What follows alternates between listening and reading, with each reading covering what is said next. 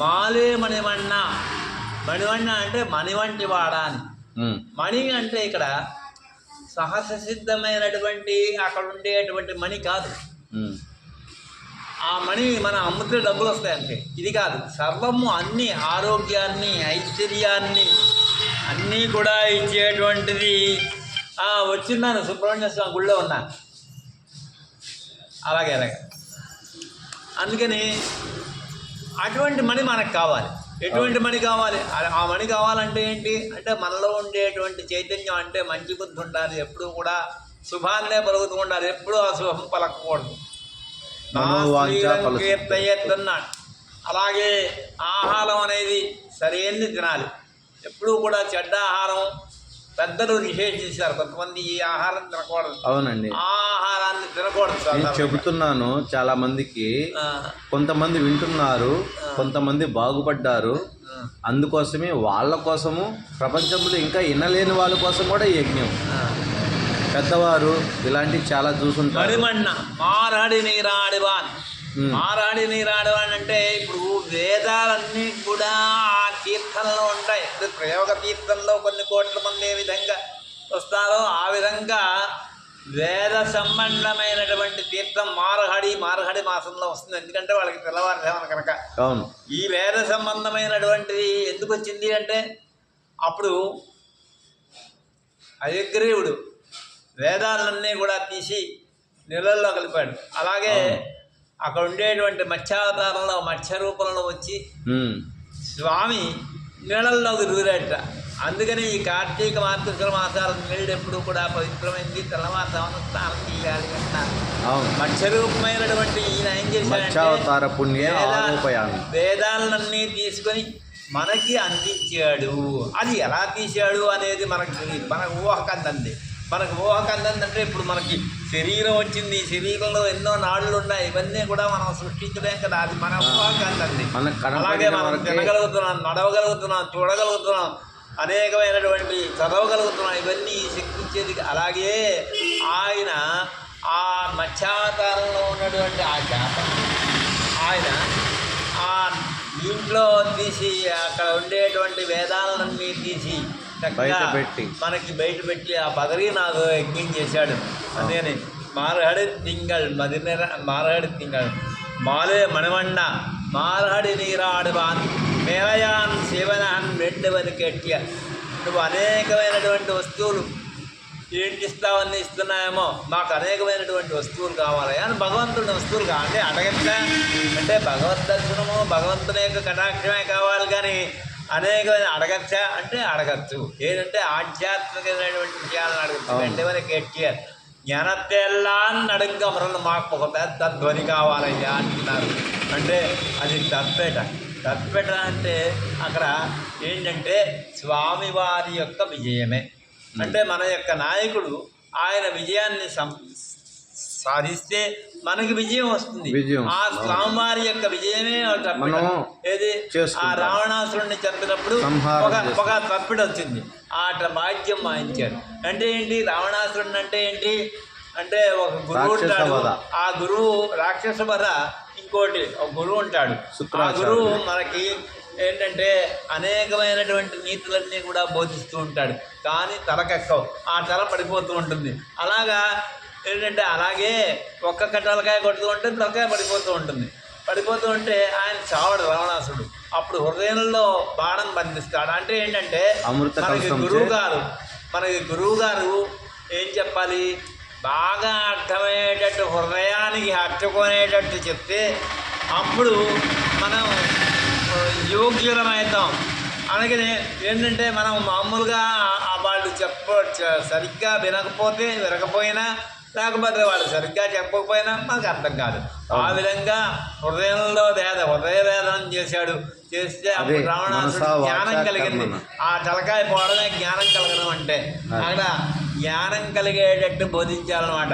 నడుంగమరులు అది ఒకటి. రెండోది బలిచక్రవర్తికి ఈ శాశ్వతం కాదు, భగవంతుని యొక్క ఐశ్వర్యము అని చూపించాడు వామన రూపంలో. వామన అవతార అని అంటారు, తొక్కేశాడు ఇది అంటారు.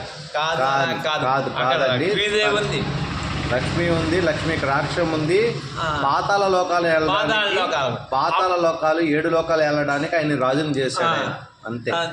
అందుకని ఏంటంటే అటువంటి ఉన్నాడు, అటువంటి ఉంటే అక్కడ ఐశ్వర్యం ఉంది, అక్కడంతా కూడా ఐశ్వర్యం లక్ష్మీదేవి ఉంది. అందుకని మనం దీపావళి నాడు లక్ష్మీదేవి పూజ చేస్తాం. ఓం హిరణ్యవర్ణాం నరణేం సువర్ణరహితం. దీపావళి రోజు అమావాస్య చాలా మందికి చేయరు, కానీ నేను అందరికి అర్థమయ్యేటట్టు చెప్తున్నాను. కానీ వినట్లే. అమావాస్య అతి పవిత్రమైనది, పితృదేవతలకైనది కానీ లక్ష్మీకి కానీ ఇద్దరికి అతి పవిత్రమైన రోజు అని చెప్తుంటే కొంతమంది పురోహితులు అర్ధజ్ఞానంతో ఆ అమావాస్యకి లక్ష్మీదేవిది ప్రతిష్టమైనది కాదు, అమావాస్య క్షుద్రశక్తులకు సంబంధించిందే తప్ప తాంత్రికులకి అవ్వచ్చు, కానీ దీపావళి నాడు కాదు. దీపావళి మాత్రం కాదు. దీపావళి ఎలాంటిదంటే బలి చక్రవర్తి దగ్గర లక్ష్మీదేవి స్థిరంగా నివాసం అన్నటువంటి రోజు ఆ రోజు, బలి చక్రవర్తికి విజయాన్ని ప్రసాదించినటువంటి రోజు ఆ రోజు. అదే కాక దేవతలకి రాజ్యం వచ్చింది. దేవతలకి రాజ్యం ఎందుకు పోయింది అంటే ఆ నిర్మాల్యాన్ని అశ్రద్ధ చేశాడు. మనం పువ్వు ఉన్నాయనుకోండి, ఆ పువ్వుని మనం జాగ్రత్తగా పెట్టుకుని పొలాల్లో వేసుకోవాలి. ఆ పువ్వులను ఏం చేసుకోవాలి, మన పొలాల్లో ఇళ్లల్లో వేసుకోవాలి, లేకపోతే పవిత్రంగా దాచుకోవాలి, లేకపోతే నీళ్ళల్లో కలపాలి. అంతేగాని దాన్ని తీసి అవమానపరిచి ఆ ఏనుగు చేసి తొక్కి చేశాడు ఇంద్రుడు. అందుకని ఐశ్వర్యం అంతా పోతే ఎలాగ మరి ఐశ్వర్యం పోతే మళ్ళీ ఐశ్వర్యం ఎలా రావాలి అంటే భగవంతుడిని శరణాగతి చేశారు. ఓం భగవన్నారాయణ రూప స్వరూప రూప విభవ ఐశ్వర్య శీలాది అనవరికాశ్వర్య కళ్యాణ గుణగణాన్ నిత్యానుపాయినీం నిరవజ్జాం దేవదేవ దివ్య మహర్షీం యమాశ్రయామః అని ఆ లక్ష్మీదేవిని ఆశ్రయించినట్లయితే అలా ఆశ్రయించి ఇంద్రుడు తన రాజ్యాన్ని పొందాడు.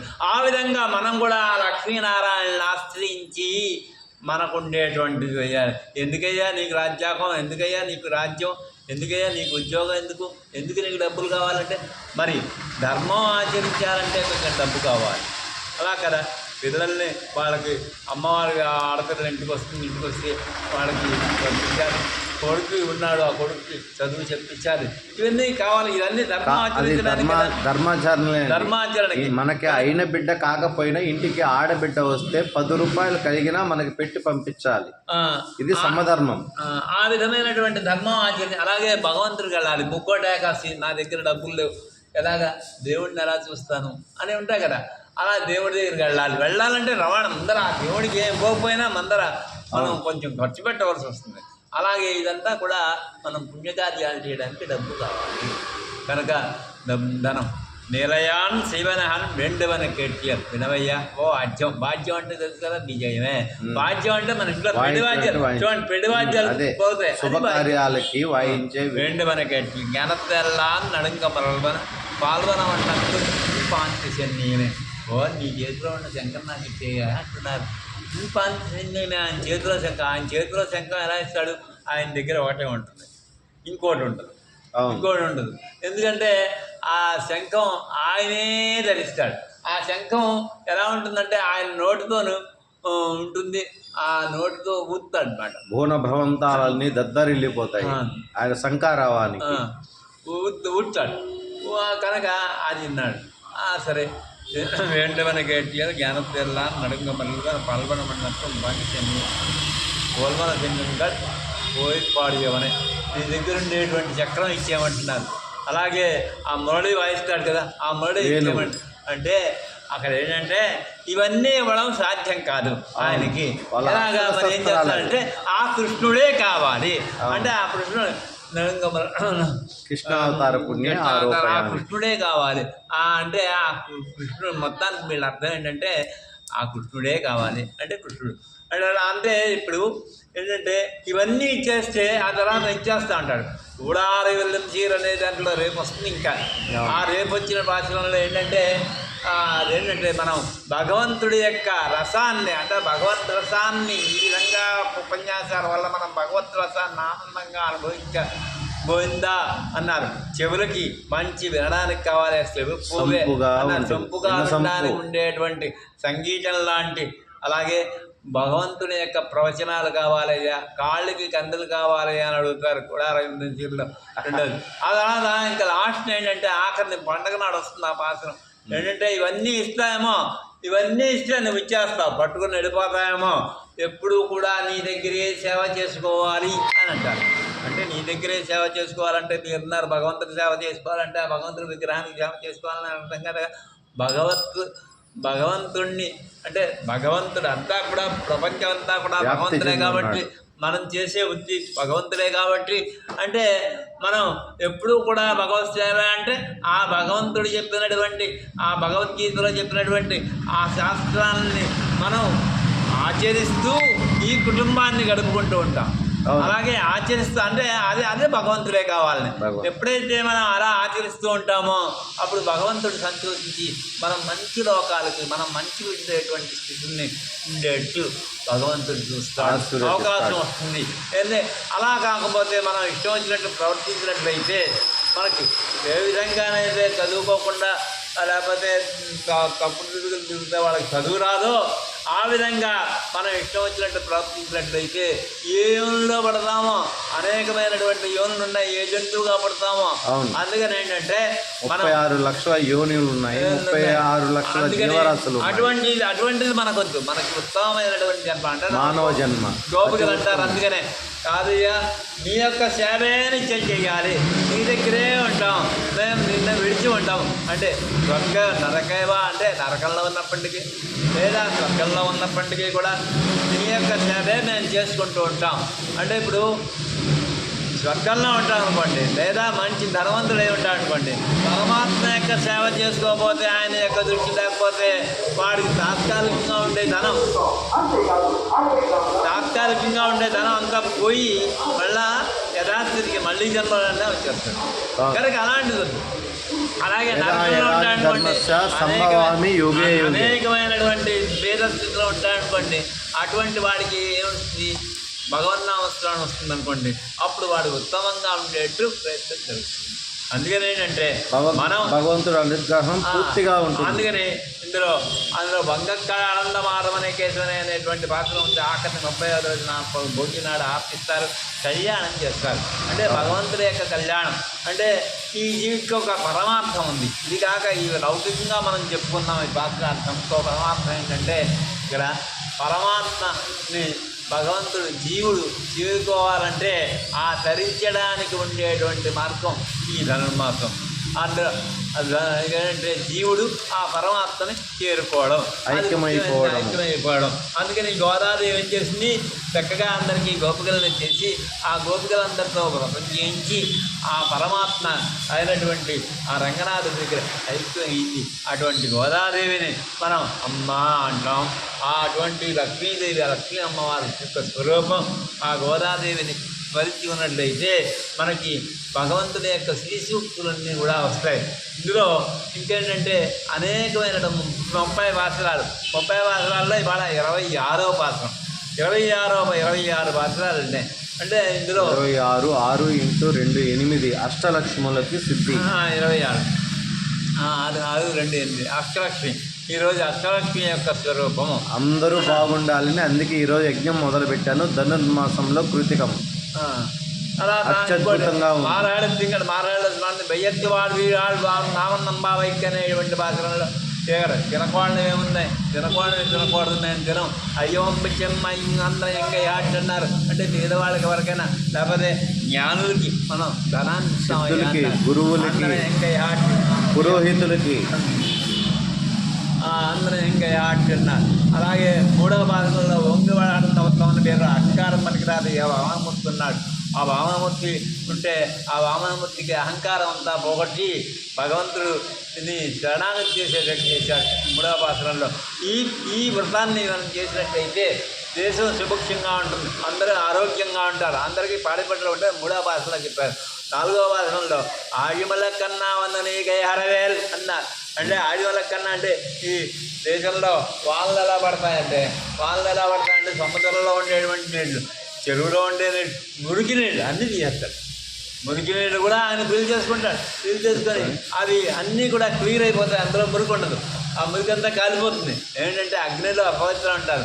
ఆ అగ్నిలోని ఏదైనా చెడ్డ వస్తువు వేసినా అది కాలిపోతుందా? కాలిపోతుంది. అలాగే మన పాపాలన్నీ కూడా పరమాత్మ యొక్క అగ్నిహోత్రుడు దహింపజేస్తాడు. దహింపజేస్తాడు. ఆ విధంగానే ఈ మురికి నీళ్ళు కూడా ఆయన దహింపజేసి మంచినీళ్ళుగా మార్చేస్తాడు. మార్చేసి మనకి వర్షంలో మళ్ళీ కుంభవృష్టిగా కురిపించి మంచి వర్షం పడుతుంది. వర్షం పడినప్పుడు మార్కాపురం నంద్యాల ప్రాంతంలో నీటి కరువు, అందుకని వర్షం పడినప్పుడు బేసులు పెడతారు. పెట్టినప్పుడు ఆ నీళ్లు తాగుతారు వాడు. వర్షం అంటే స్వచ్ఛమైన నీళ్ళు, అది డైరెక్ట్గా తాగేవచ్చు. దానివల్ల ఫిల్టర్ వర్షం పడితే అటువంటి నీళ్లు వస్తాయి. అంటే దాని అర్థం ఏంటంటే నేను అంతా ఇప్పుడే వచ్చే ముందే చెప్పాను. నేను ఈరోజు ధనుర్మాసంలో ముక్కోటి ఏకాదశి పర్వదినాన యజ్ఞం ప్రారంభిస్తున్నాను. సర్వే జన సుఖినోభవంతు అని. నేను చేసే యాగము మీకోసమే, నా కోసం కాదు. నేను చేసేది కరెక్ట్ అయితే ఆ భగవంతుడి ఆశీర్వాదం ఉంటే జనులందరూ సుభిక్షంగా ఉంటారు. ఇలాంటి రోగపీడలు ఉండవు. ఈ యజ్ఞ ఫలం మీకు దక్కుతుంది, నా కుటుంబానికి కాదు, మీ వరకు మాత్రమే నేను జనులారా అని చెప్పి ప్రకటించాను. నా యజ్ఞఫలం పూర్తయ్యే లోపలగా వర్ష సూచన కానీ నాకు కనబడితే అంతకంటే సంతోషం ఇంకొకటి లేదు స్వామి. ఆ సకల దేవతలు అనుగ్రహంతో వర్ష సూచన కానీ ఒక్క చుక్కబడ్డా చాలు నాకు. చుక్కబడ్డా అంటే ఇప్పుడు వర్షం బాగానే పడిందిగా, 2 నెలలు బాగానే పడింది. అప్పుడు కాదండి, ఇప్పుడు యజ్ఞం అయిపోయే లోపల ఒక్క చుక్క అయినా సరే, కొంచెం మబ్బు మాత్రం వేసిందా, ఒక్క చుక్క పడినా సర్వే జన సుఖినోభవంతు, అందరూ బాగుండాలి. అంటే ఆ ఆడిమల కన్నా అంటే ఇక్కడ పరమార్థం ఒకటి చెప్తారు. అంటే ఇప్పుడు మనకి జ్ఞానులైనటువంటి వాళ్ళు, అంటే జ్ఞానులైనటువంటి వాళ్ళు ఇప్పుడు చూడండి 10వ శతాబ్దంలో జ్యోతిష్యం గురించి రాశారు. అలాగే నియమాల గురించి రాశారు. ఇవన్నీ కూడా 10వ శతాబ్దంలో కదా. ఆ 10వ శతాబ్దంలో రాసినటువంటి వాళ్ళు ఏంటంటే అనేకమైనటువంటి శాస్త్రాలు మనకి అవసరమైనవి, అవసరం లేని అన్ని తీసి మనకి శాస్త్రాలను అందించారు. ఆ విధంగా గురువులు కూడా మంచి సూక్తుల్ని అందిస్తారు, మనకు కావాల్సింది అందిస్తారు. ఏ విధంగా వాళ్ళు అనేకమైనటువంటి గ్రంథాలు తీస్తారు. అన్నీ మనకు చెప్పక్కర్లేదు కదా, అందుకని మనకి మంచి సూక్తులు మాత్రమే ఇస్తారు. ఆ విధంగా ఆచార్య సూక్తయ్య అంటే ఆ మంచి వర్షం, ఆ నీళ్లు ఆచార్యుల యొక్క బోధయ్య అని అంటారు. అలాగే మాయన వంట మడమదలమైందని ఈ వ్రతాన్ని చేసినట్లయితే సూర్యుడి పిచ్చి అగ్నిలో పడినట్లు మొత్తం అంతా కూడా పాపాలన్నీ కూడా పోతాయని తర్వాత పుల్లిగా ఆరోపాసనలు ఇస్తారు. అలాగే 16వ పాసనలో నాయన నన్నగోడిగాపు అనే కాపు అని అంటారు. అంటే ఇప్పుడు భగవంతుడిని పిలిచేటప్పుడు ఆ భగవంతుడి దగ్గర ఉండేటువంటి సేవకుల్ని, భక్తుల్ని మనం ఉండాలయ్యా. నందగోపుడి ఆయన కృష్ణుడిని ఎప్పుడు కాపాడుతూ ఉంటాడు నందగోపుడి తండ్రి. అందుకని ఆయన్ని యొక్క శరణాగతి చేయాలని అంటారు. అక్కడ శరణాగతి చేయాలని అంటారు. అలాగే దేవాలయం చూసేటప్పుడు పట్టుమాట ద్వైతస్తంభాన్ని చూస్తాం. ద్వైతస్తంభంలో వేదం ఉంటుంది, వేద స్వరూపం. అంటే గరుత్మంతుడు ఉంటాడు, ఆ గరుత్మంతుడు వేద స్వరూపం కనుక అటువంటి వేద స్వరూపమైనటువంటి ఆ గరుత్మంతుడు మనం శరణాగతి చేయాలి. చేసినట్టయితే వేదాన్ని నప్పుకున్నట్లు, నేను వేదాన్ని నప్పుకున్నాను అని అర్హత అవుతాడు. అదే రాయించడం. నేను భగవంతుడిని నమ్ముతున్నాను అని రాయిస్తారు కదా ఇతరులు. అలాగే ఒప్పుకున్నాను, నేను ఆ గరుత్మంతుడిని ఒప్పుకున్నాను, ఆ వేదాన్ని ఒప్పుకున్నాను, అలాగే భగవంతుడిని నమ్ముతున్నాను అని అంటే ద్వైతస్తంభానికి నమస్కరించి లోపలికి వెళ్ళాలి. లోపలికి వెళ్తే ఏంటి, అక్కడ ఉండేటువంటి ఆళ్వార్లు ఉంటారు. అలాగే మనం భగవంతుడి పెద్దలు భగవంతుడిని చూపించినటువంటి ఆళ్వారు యొక్క అందరికీ కూడా నమస్కారం చేస్తాం. అటువంటి నమస్కారం చేస్తే ఆ తర్వాత ఏంటంటే అమ్మవారిని దండం పెట్టాలి. అక్కడ అమ్మవారు ఉంటారు. అమ్మవారు ఉంటే ఏంటంటే మనం ఏదైనా ఇబ్బంది వస్తే అమ్మవారిని అడుగుతాం కదా, అటువంటి అమ్మని అడుగుతాం. ఏంటంటే మనుషుల్ని వీళ్ళు వస్తారు, వీళ్ళు నీకు శరణాగతి చేస్తున్నారు, వీళ్ళు ఏదో అడుగుతారు అంటే దేవుడు ఏం చేస్తాడంటే ఆ పరమాత్మ వెంకటేశ్వర స్వామి, ఆ రాముడు, ఆ నరసింహస్వామి ఏం చెప్తాను, నువ్వు అనేకమైనటువంటి తప్పులు చేస్తావు, నువ్వు రావడానికి లేదంటాడు. కర్మఫలం. కానీ అమ్మవారు ఏం చేస్తుందంటే మన దగ్గర కూర్చున్నారు, వీళ్ళు కూడా శరణాగతి చేశారు, అనేకమైన పురాణాలు వింటున్నారు, అనేకమైన యజ్ఞాలు చేశారు కనుక వీళ్ళని తప్పకుండా రక్షించండి అయ్యా అని అమ్మవారు చెప్తారు అయ్యవారితో. అప్పుడు మనల్ని రక్షిస్తాడు. అందుకని ఈ శరణాగతి చెప్పబడింది. అలాగే 17వ భాషలో పట్టుమాడ బలరాముడిని ఇస్తారు. ఆ భాషలో అమ్మరమే నీరి సూర్య చెయ్య అంటే స్వామి నాన్న మలయాళ తాంత్రికని అమ్మరమే అంటే ఇక్కడ మలయాళం తమిళం అని కాదు, ఈ పాఠశాలని ప్రతి దివ్యక్షేత్రంలో చదువుతారు ఈ నెల్లాళ్ళు. ఆంధ్రాలో కూడా ధనుర్మాసంలో అంటేవారు అమ్మరమే. అంటే ఇప్పుడు స్వామి అంబరం అంటే వస్త్రాన్ని అంటే శరీరాన్ని ఇచ్చినటువంటి వాడు స్వామి. నీళ్ళు ఇచ్చినటువంటి మన పోషించినటువంటి స్వామి. అటువంటి స్వామిని శరణాగతి చేయండి అంటుంది. తర్వాత ఏంటంటే మొట్టమొదటి బలరాముడిని లేపుతారు. అంటే ఏంటి, భగవంతుడి దగ్గర ఉన్నవాడు లేపుతారు. ఆడ ఉండేటువంటి బలరాముడు చూస్తారు. అక్కడ అందరూ పడుకుంటారు. లేపాలి కదా, కృష్ణుడిని లేపుతాం ముందర కడియ. అక్కడ ఉండేటువంటి యశోదను లేపుతారు. యశోద అంటే మంత్రం, అంటే మంత్రానుసంధానం చేయడం. మంత్రం ఎవరి ఆధీనంలో ఉంది? తల్లి యొక్క ఆధీనంలో ఉంది. తల్లి కదా కృష్ణుడికి. అంటే మంత్రం అంటే కృష్ణుడు. ఆ కృష్ణుడు ఎవరి ఆధీనంలో ఉంది? తల్లి. ఆ తల్లిని చాలా చేయాలి యశోదమ్మని. అలాగే బలరాముడు. ఆ బలరాముడు తిన్నారు. ఆ బలరాముడు పడుకుంటే కృష్ణుడేమో అనుకుంటే ఒక కాలు చూశారు. కృష్ణుడేమో అని లేపారు. లేవలేదు కృష్ణుడు. కానీ కృష్ణుడు లేవలేదు అనుకున్నారు. కానీ అక్కడ బలరాముడు పడుతున్నాడు.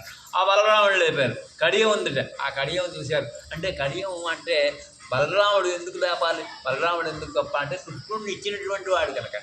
అలాగే మనం పరమాత్మని ఇచ్చినటువంటి వాడు ఎవరు? బలరాముడు. ఎందుకంటే బలరాముడు ముందర పుట్టాడు, తర్వాత పుట్టాడు. బలరాముడు ముందర పుట్టే ఆదిశేషుడు. ఇదేంటంటే ఇక్కడ పుట్టినటువంటి బలరాముడిని తీసుకెళ్ళి అక్కడ రోహిణీ గర్భంలో ఉంచారు. అంటే ఒక విధంగా అటువంటి